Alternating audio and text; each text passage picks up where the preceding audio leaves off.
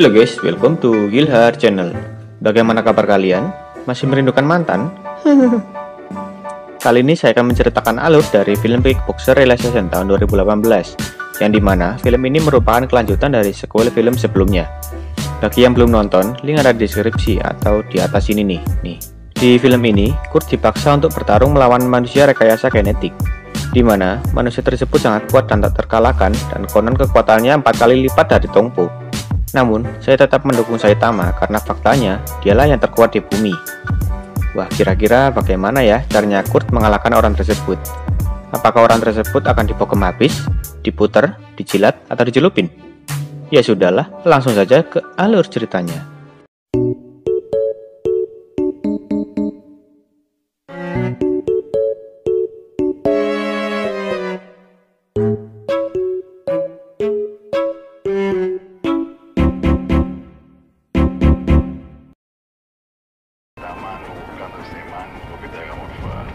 Setelah mengalahkan Tongpo, kini Kurt dan Liu menikah dan terlihat sedang berdansa di kereta. Namun tiba-tiba ada seorang yang akan menembaknya. Saat Kurt melawan, sayangnya Liu berhasil diculik dan Kurt melanjutkan pertarungannya.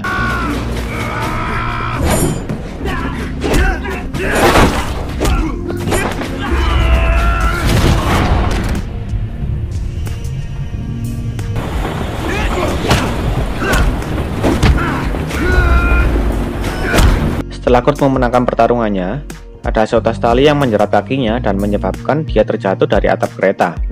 Namun itu semua hanya mimpi, dan film pun dimulai.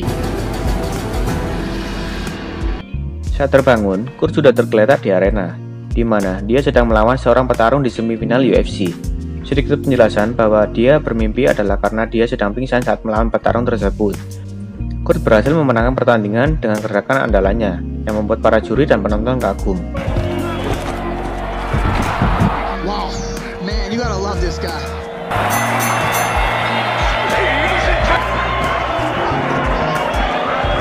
Setelah pertandingan berakhir, Kurt dan Liu berencana untuk berkencan.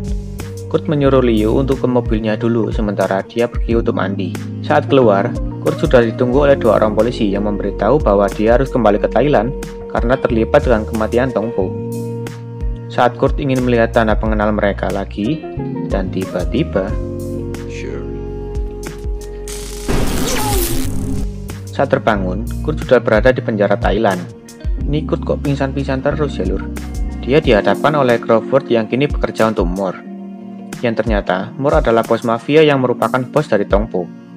Moore mengatakan bahwa setelah Tongpo mati, kini harus ada petarung baru yang menggantikannya. Setelah itu, Moore membawa Kurt ke penjara, di mana dia akan melawan petarung andalannya yang bernama Mongkut dengan imbalan $1 juta. Crawford mengatakan bahwa jika dia tidak bertarung, maka dia harus mendekam di jeruji besi selamanya. Di dalam penjara, Kurt mendapatkan masalah yang ternyata di dalam penjara itu banyak sekali yang ngefans sama Tongpo, sehingga setelah Tongpo mati, mereka akan membalas dendam Tongpo. Namun tentu saja, itu bukan masalah besar baginya.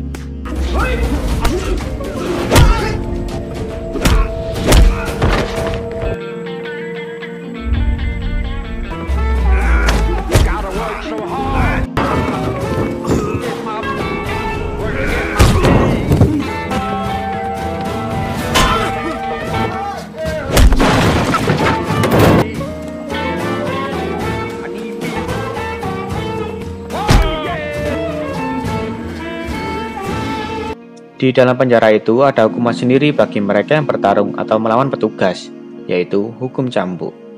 Setelah dihukum, Kurt dihadapkan lagi dengan Moore yang menawarkan kembali pertarungannya dan menawarkan kebebasan.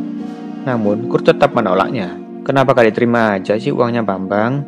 Kalau gak mau kasih ke Aneh aja kan, ya kan? Setelah keluar dari sana, Kurt melihat bahwa ada sipir yang membawa ponsel. Dengan teknik copet yang dimiliki, Kurt berhasil mengambil ponsel itu.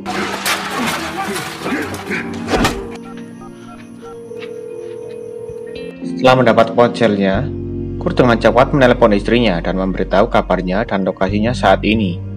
Namun, Kurt ketahuan oleh sipir penjaga dan kembali dihukum. Saat keluar dari ruang hukuman, Kurt kembali dihadang dan memaksanya untuk bertarung. Hingga saat dia bertemu dengan Briggs, seorang petinju yang nantinya akan berteman baik dengannya. Bentar, ini kan Mike Tyson ya? Kenapa dia ada di penjara juga? Entahlah, hanya mbak-mbak penjaga kantin yang tahu.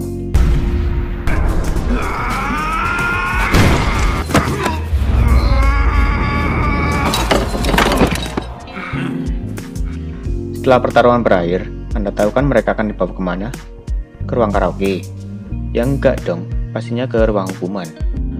Di sana, Kurt melihat Briggs yang tahan dengan cambukan. Setelah bebas, Kurt bertanya kepada Briggs dan dia memberitahu rahasianya.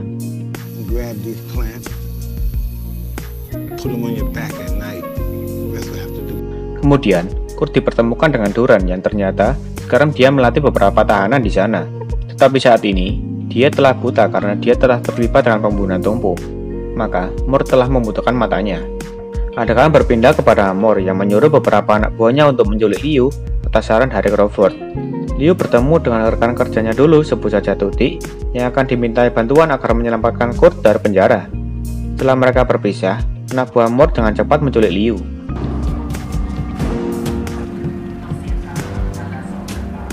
Adegan kembali kepada Kurt yang ditunjukkan video oleh Crawford atas Liu yang telah disandra.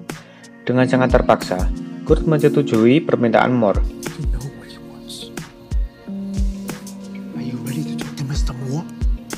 Setelah bernegosiasi, mereka diberikan fasilitas untuk berlatih di rumah Mort.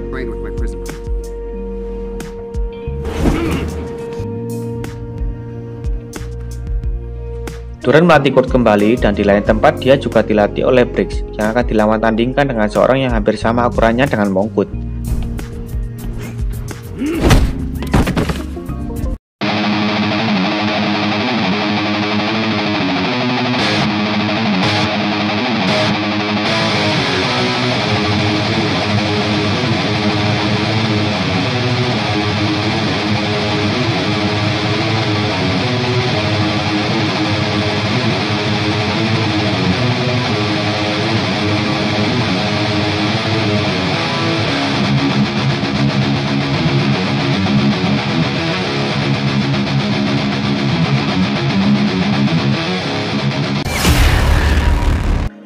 Di tengah latihan, Tuti datang dan menyamar sebagai murid dari Duran dan akan membantu Kurt menyelesaikan masalahnya. Kurt yang ingin mengetahui kelemahan Mongkut bertanya kepada Duran, dan Duran mengatakan bahwa dia ingin melihat Mongkut berlatih. Di sana, Duran melihat bahwa Mongkut sebenarnya adalah produk bioteknologi yang menggunakan cairan steroid sehingga dia menjadi tak terkalahkan. Namun Duran menemukan satu kelemahan dari Mongkut, yaitu terletak pada rahangnya.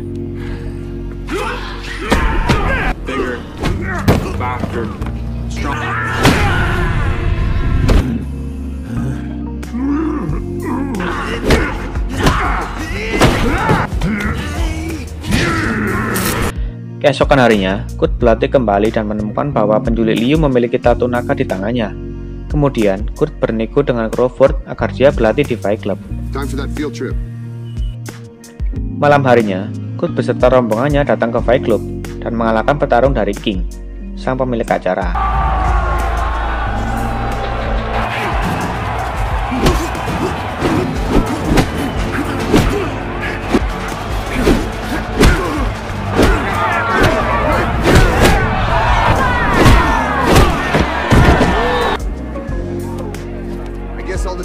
Sementara Tuti mengalihkan perhatian, Kurt menelepon anaknya yang bernama Travis dan menyuruhnya untuk menjemputnya. Travis.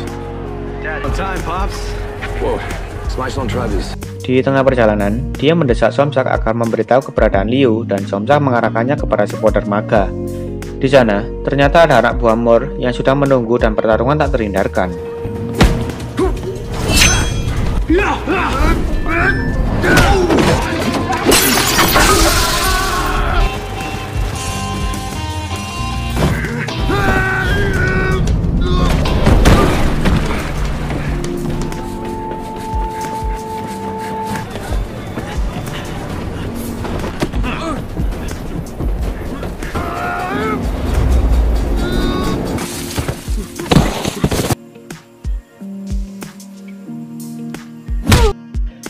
Setelah Somsak tertangkap, Dia mengarah ke apartemen tempat Liu ditahan.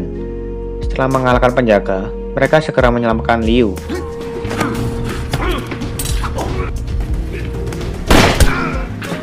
Saat akan kabur, ternyata Mongkut telah mencegahnya dan Liu telah menyelamatkan Kurt hingga membuatnya sekarat. Kurt yang marah menentang Mongkut untuk bertarung. Akhirnya, Liu dibawa ke puskesmas terdekat dan dirawat hingga terbangun.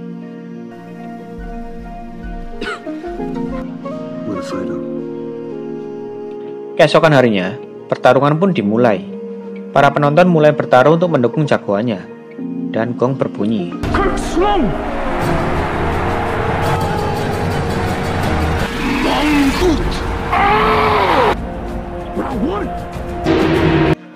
Di awal pertandingan, Kurt dibuat tak berdaya oleh Mongkut. Bahkan pukulan pun tidak mempan kepadanya.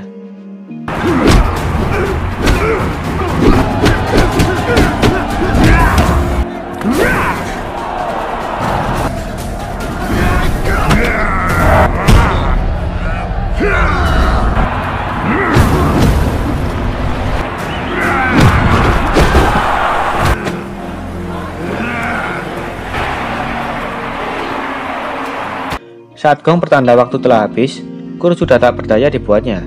Namun, Duren tetap menyemangatinya dan memberinya saran.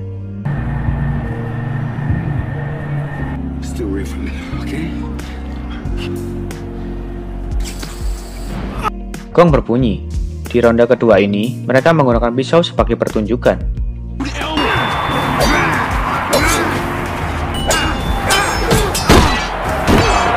Kemudian, Mongkut menghantam dada Kurt dengan sangat keras yang membuatnya harus meregang nyawa.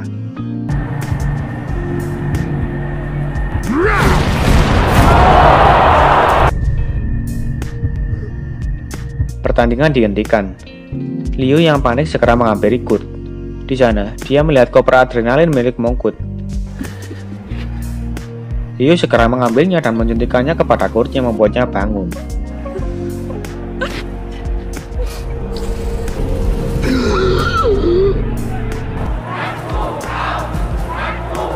Di ronde 3, Duren menutup mata Kurt agar dia bisa lebih merasakan semua inderanya. Dan pertandingan pun dimulai.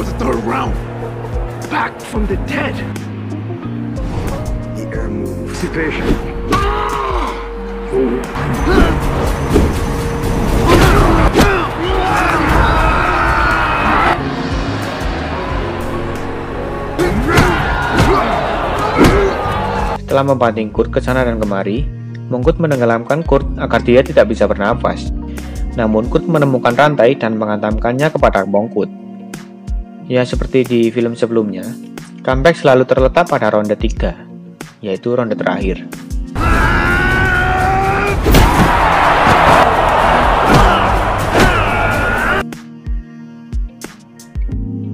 Kurt memanfaatkan kelemahan Mongkut untuk melumpuhkannya. Setelah tergeletak, Kurt segera mencekik Mongkut dan membuatnya harus tergeletak tak bernyawa.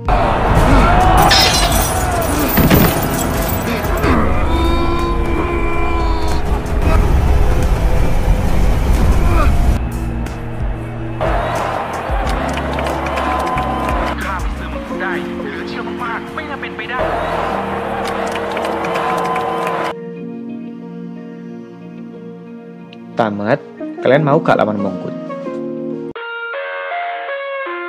Ya, itu dia filmnya. Secara keseluruhan, film ini mengajarkan bahwa usaha tidak akan mengkhianati hasil, dan cinta kasih dari orang tersayang akan menjadi supportnya. Itu. Sekian dari channel Killer, mengucapkan terima kasih dan jangan lupa subscribe-nya ya guys. Terima kasih.